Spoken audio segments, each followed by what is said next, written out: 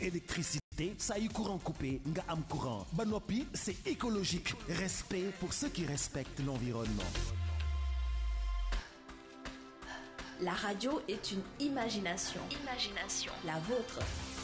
Bienvenue sur iRadio 90.3.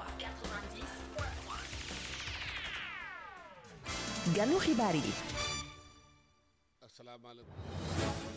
di leen nuyu ku nekk tur ak santam di leen dalal ci iRadio ITV dem mbégte tey di dalal Jules Aloyse Faye muy président des mouvements patriotiques pour le développement économique du Sénégal ñu ngi lay nuyu di la dalal ci iRadio ITV Jules Aloyse Faye yow président mouvement patriotique pour l'économie du Sénégal effort économie ñu koy wax ci journaux yi tey nee nañu FMI mois d'août dina ñëw Sénégal ndaxte jafe-jafe yi Sénégal am ak FMI yow en tant que président mouvement bi xamante ne mbirum économie ban taxawaay la si waram. Bon d'abord ngi leen di jaajëfal ci invitation bi di leen nuyu téléspectateurs yi ñoom ñëpp ci seen tur ak seen sant. Voilà bon pour la question du FMI man dama jàpp ne d'abord il va falloir que l'État du Sénégal toogaat defaat une réunion wala une séance de travail boo xam ne c'est avec l'ancienne équipe bi fi nekkoon tomber d'accord sur un point parce que ñii li ñuy soutenir c'est-à-dire l'ancienne équipe bi fi nekkoon li ñuy soutenir ne taux d'endettement bi fii la yem la dette elle est soutenable équipe bu bees bi d'accord ci loolu. Y a un cabinet qui s'appelle Forvis Mazars boo xam ne def na benn genre audit xoolaat rapport bi def sa contre-expertise je crois. Et booboog léegi bon ñu ngi doon xaar gis benn résultat wala benn publication là-dessus c'est toujours quand même en cours maintenant li may gis man wala di ko conseiller l'actuelle équipe c'est-à-dire l'équipe du PM actuellement mooy ñu jéem a xool nu ñuy trouver un terrain d'entente avec le FMI su jaree dellu ginnaaw ci seeni li ñu waxoon li ñu avancé woon bu jaree ñu dellu ci ginnaaw te xam ne du gàcce parce que ñàkk liggéey ak FMI en ce moment surtout fi mu toll fii Sénégal toll ak fi dette bi toll je pense que ça ce serait une erreur monumentale. parce que nee nañu FMI ba amul ko war ak moom. ñeneen bailleurs de fonds yi ba dañuy xaar. même chinois yi ñu demoon seeti.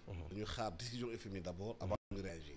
mais c'est clair parce que quand même FMI tey dayo bi mu am ci àdduna munoo bañ a liggéey ak FMI am un désaccord avec le FMI ba pare bëgg yeneen organes yi nga xam ne ñoo gën a tuuti liggéey ak yow parce que aussi les organes financiers yi nga xam ne ak yeneen état yi nga xam ne ñu ngi jël seen xaalis di ko dugal bu ñu koy dugal dañ koy dugal ci loo xam ne xam nañu ci fu mu jëm wala am nañu les tenants et les aboutissants malheureusement nag au Sénégal en ce moment c'est pas le cas.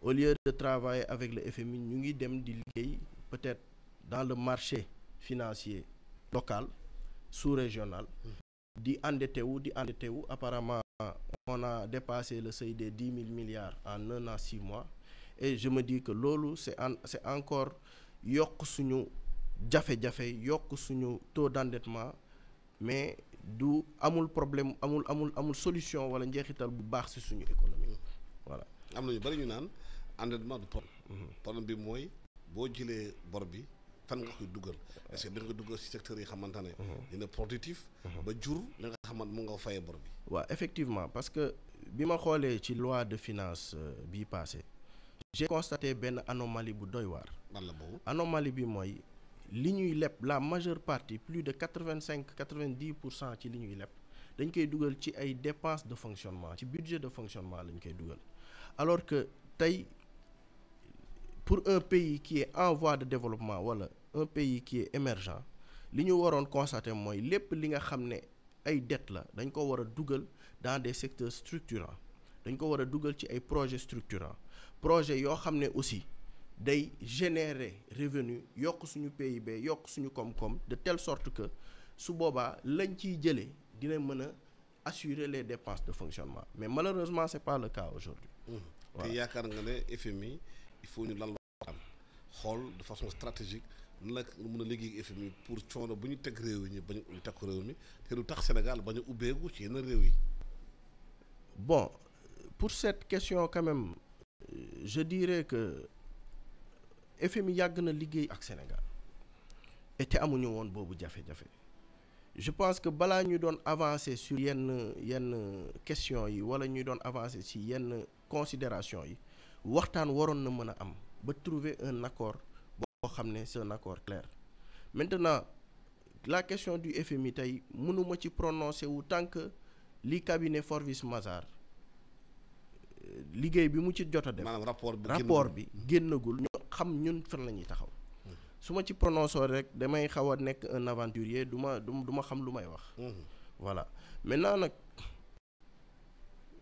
FMI aussi bëggoon naa wala j'aurais préféré tey bu fiy ñëw mis à part le rapport bi nga xam ne ñu ngi ko war a discuter xool un plan de redressement bi ñuy wax bëggoon naa bu ñuy ñëw aussi fekk fi des projets structurants yoo xam ne au moins dinañ xam sur quelle base la ñuy négocier ak bu ñu naree jàppale Sénégal ci lan lañ koy jàppale mais tey force est de constater que même si le FMI revient ce sera plutôt pour xool nan la ñuy restructurer dette bi trouver un terrain d'entente xool nan la ñuy éponger cette dette mais ce sera pas pour trouver des projets wala trouver des investissements prioritaires yoo xam ne dina amal njëriñ Sénégal.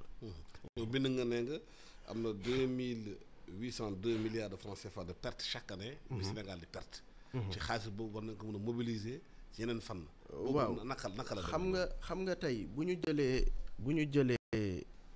balance commerciale bi on a des importations et des exportations exportations yi naam bëriwut mais boo xoolee c'est pour la majeure partie des produits bruts.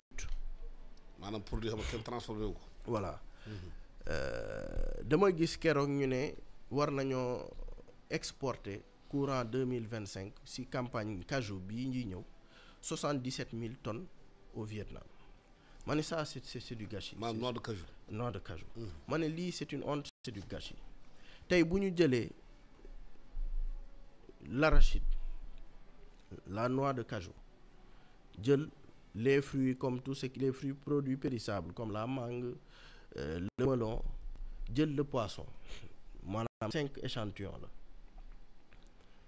ñu ne lii dañ koy jël dañ koy exporter donc seen valeur à l'export tey boo jëlee ces 5 produits si on prend l'arachide 1,670,000 tonnes boo ko produire war ko exporter parce que tu te dis que peut-être Sonacos amul assez de moyens pour transformer loolu yëpp en huile boo ko exporter valeur brute mu ngi nekk ci 417,5 milliards noix de cajou bi 160,000 tonnes yi ñuy exporter valeur brute mu ngi nekk ci 95 milliards suñ jëlee mangue 130,000 tonnes exportées 52 milliards la le melon 70,000 tonnes yu ñuy exporter mu ngi ci 21 milliards le poisson si on exporte aux environs de 450,000 tonnes ñu ngi ci 337 milliards c'est-à-dire ces 5 produits là 5 échantillonnage bi suñu ko yóbbee à l'export on n'a pas plus de 923 milliards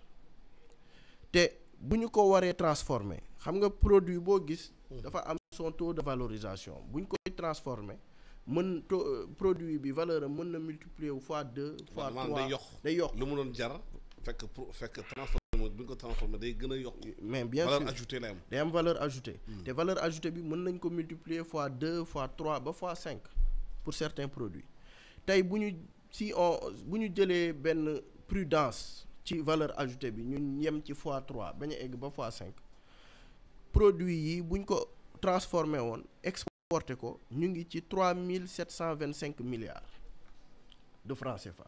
parce que de toute façon produits yi moom ñu ngi koy exporté mais ñu ngi koy exporté de manière brute tey bu ñu newoon produit yi kenn dootu ko exporté de manière brute.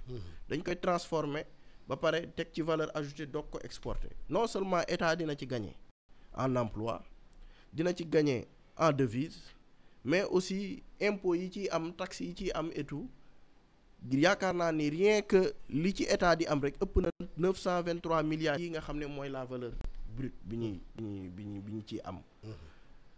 damay joxe exemple Ghana ñoom ñoo doon def lépp luy cacao di ko exporter en Suisse. seen président bi mu demee ba gis ni produit brut bi di ko exporter perte la ci ñoom dafa génnee décret ne produit brut dootuñu ko exporter ti multinationales yi nga xam ne ñoom ñoo daan jënd cacao bi dañu mujj ñëw installé wu sur place di ko fa transformer mu doon vraiment une valeur ajoutée pour le pays. Moi je me dis que tey Sénégal foofu laa doon xaar l'actuel gouvernement c'est-à-dire ñëw lépp xaalis bu doy pour dynamiser l'économie en investissant sur l'industrialisation et l'agriculture. Malheureusement c'est pas le cas. ñu leen di nag ñaax ñu jéem a. mais pourtant loolu gis nañu ci vision 2050 wax nañ ko ci biir vision 2050. oui transformer de façon endogène l'économie. mais bien sûr vous savez réew bu ñëw toog gouvernement bu ñëw toog di nga am benn agenda di nga am sa vision mais ça c'est de l'écrit vision 2024 n'importe quel pays mën nga xëy dem jël un cabinet mu bindal la ko loolu ñëpp ko mën maintenant le problème c'est l'opérationnalisation est-ce que li ñu wax ci vision 2035 boobu est-ce que ñun ñu ngi ko jëfee ci terrain bi. gisuñu mais ñoom est-ce que nekkuñ ci jafe-jafe parce que nee nañu dañoo fekk dëkk bi bari bor te bori toll na fi xamante ne kenn du leen lebal boo amee vision te amagoo xaalis pour defar vision boobu problème la. xam nga le ministre de l'économie dafa waxoon non seulement la dette elle est soutenable mais man dama ni projet yoo xam ne projet la de transformation ay projet yoo xam ne c'est des projets structurants industrialisation nga am bor ñàkk am bor am na solution alternative yoo mën a teg yan pour mën comme les PPP. c'est-à-dire PPP mooy partenariat public privé.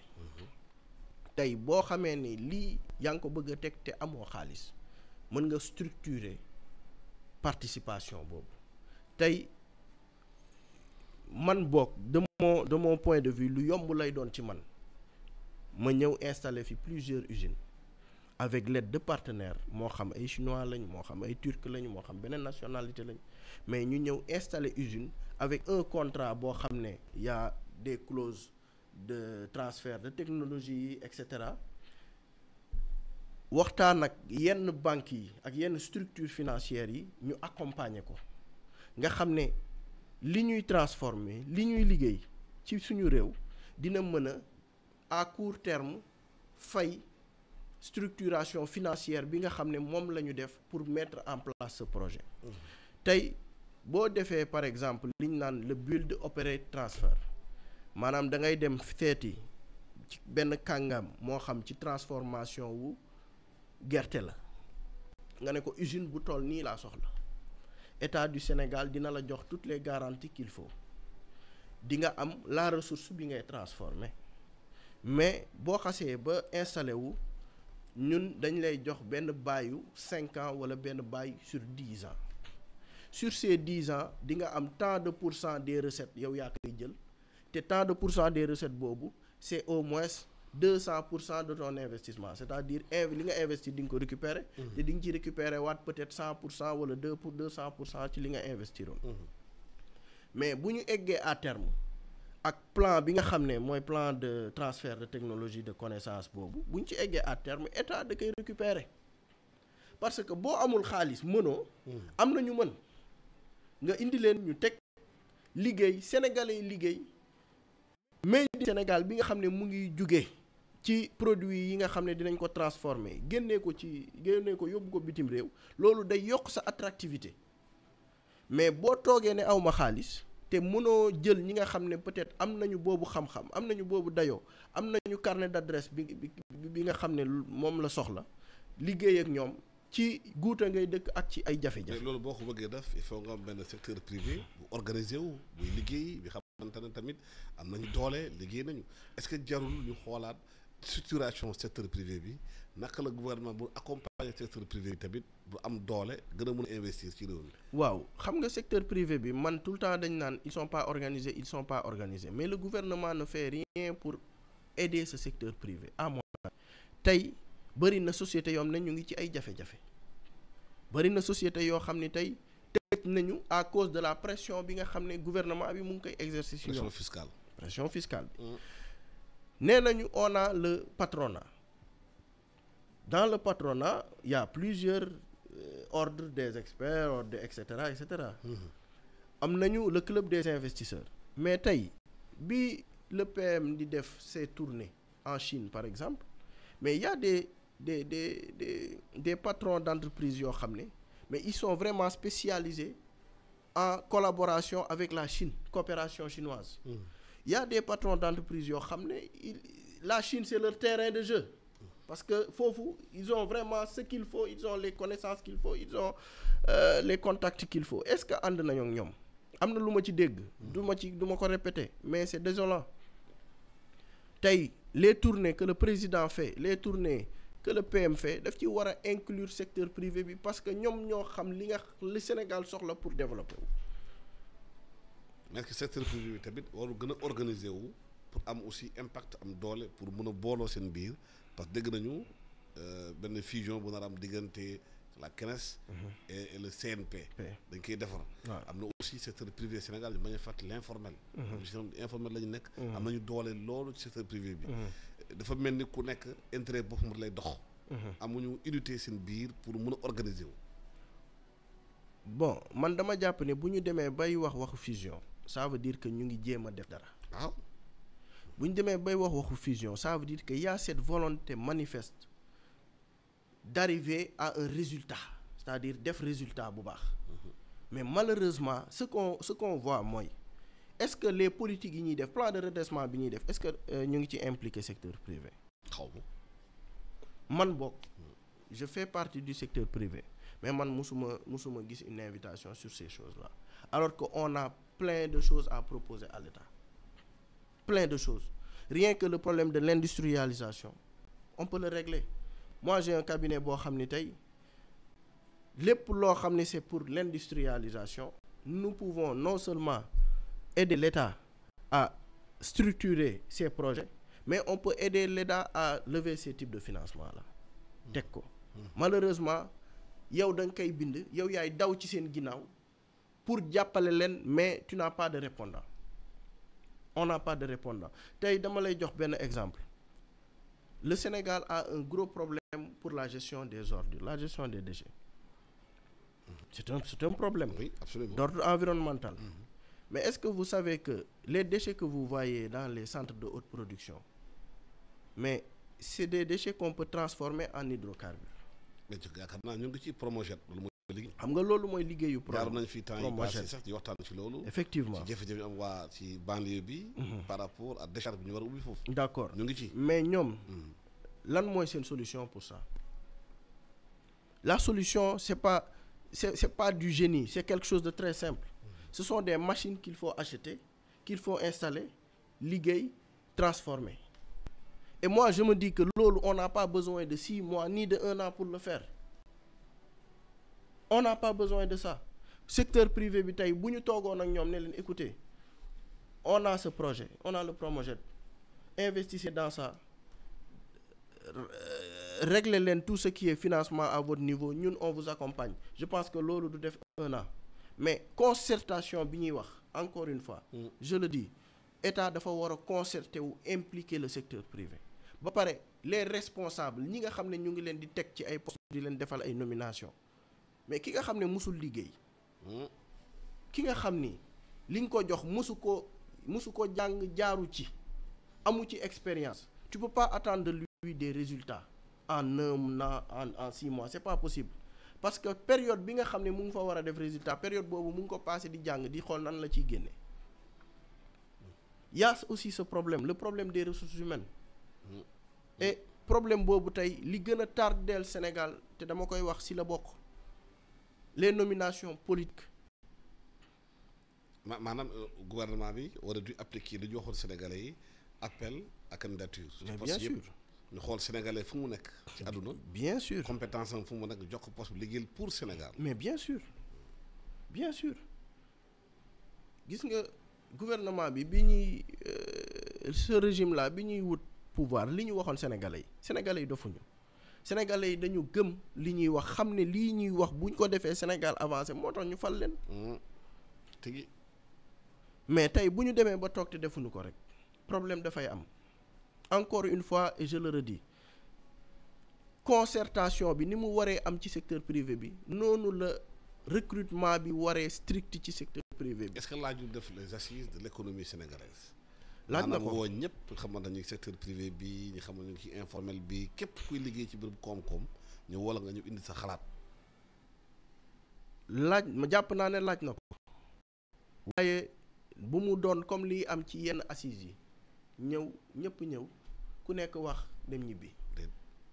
ñu dressé un rapport yi bari na torop. réew mi benn rapport bari na bureau boo dugg piilu rapport nga fay fekk. mais ay séminaire yu dul jeex. ak ay convention on en a signé partout mais dëgg li sénégalais bi soxla. action bi tax ñuy wax. yow en tant que on le voit pas en tant que homme bi ki liggéey ci secteur privé lan mooy problème bi ci réew mi passer de l'idée à l'action maanaam concrétiser li ñuy wax def ko action lan moo tax moom problème. xam nga lu tax mu jafe. idée ñëpp mën nañ ko am mais action ki xam moo ko mën a dawal tey ñëpp mën nañoo jënd oto waaye ku mënul dawal oto doo ko dawal. loolu wóor na. ñi nga xam ne ñoom ñoo war a passer à l'action ñi nga xam ne ñoom ñoo war a jukk dem lijjanti outil ñëw teg ñëpp bokk ci. ñoo tëlee te dafa egg ba ci mairie yi ak collectivité locale yi. ci mairie yi waaw mairie problème la de. j'appelle je lance mairie bari ay dépenses lañu gis de fonctionnement rek. mais amul investissement. je lance un appel gis nga même les problèmes là que li may wax. sur la transformation. mairie yi waroon nañ ci mën a jouer rôle bu doy waar. avec la coopération décentralisée. merci. génn réew mi mais xamuñu ko. te Sénégal maa ngi koy ñaan ñi ñuy déglu ak ñëpp ñi nga xam ni ñoom ñooy les responsables de ce pays nga la ngir yàlla local yi ñu jëm nañu xool ñi ñuy jox suñu mairie yi. choix des personnes. nañuy choisir profil te bañ a choisir liste yeeg coalition yi moo ñu rey parce que da ngay fal maire boo xam ne yow xamoo ko da nga fal juste sa coalition wala liste ba mu bokk peut-être diw moo ko jiite te yow diw nga gëm nga votel ko alors que y a tellement de brillants profils yoo xam ne ñu ngi fi mën a toog ci mairie bi liggéey ko te kenn votelu leen. kenn falu leen. mairie ay caaxaan yoru ko bugguma nag tudd tur mais nañu xool problème mu Géejawaay tey. fi ñu jóge ak fi ñu daanu la population def leen micro trottoir ngeen dem.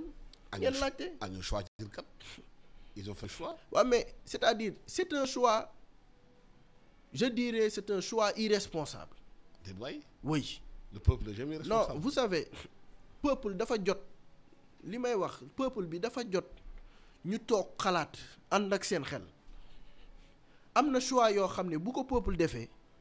répercussions yi du dem ci kenn ku dul moom boo xamee ne lii ngay choisir dafay conditionner sa vie sur les 5 prochaines années mais nga toog jéem a jël sa bopp bi def ci ndox xalaat tuuti un maire moo xam ville moo xam commune mais duñ ko choisir au feeling un maire da ngay toog nga xool kii mën na nekk maire kii su ma ko falee dina ma defal lu ma bëgg wala kii su ma ko falee dina toog ci mairie bi liggéey mais ma fal ko.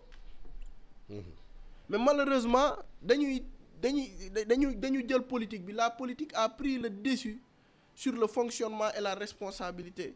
waaw ñu bari na la voix du peuple c'est la voix de Dieu. non je suis désolé. Peuple sénégalais li ko tardel boppam la. Parfois on dit que le peuple a que les dirigeants qu'il mérite loolu tubaab waxu ko pour wax du hasard lu tax tubaab bi wax ko nañu xoolaat suñu bopp d'abord ñun le peuple sénégalais. voilà jërëjëf. Jean Aloyse Faye maa la gërëm di la sant mu fàttali ay président mouvement patriotique pour le développement économique du Sénégal ñoo xam ne mbirum koom-koom ci réew mi ci choix économique yi war a def ci réew mi surtout naka la ñu war a gën a liggéey koom-koom bi gën a ñoŋ ñu gën a tamit dooleel secteur privé bi dooleel PME PMI TPE yi parce que réew yu bëri ci àdduna bu ñu développé wu c'est les PME les PMI et les TPE ñoo développé exemple yu bëri na Allemagne États-Unis France Inde ñoom ñëpp xam nga yore boutique yi seen buntu kër yi di ko jaay di defar foofu ñoom ñoo yore économie réew mi gën a mën a wasaare loolu gën a former nit ñi informel bi gën a ànd ak accompagner nag pour bëggee réew mi gën a jafe-jafe yu mu nekk gërëm naa sant naa di gërëm Amady si nekk ci technique bi di gërëm ñëpp xamante ne ñu ngi suivre ci émission bi dina ñaan bëccëg jàmm ak salaam jërë ngeen jëf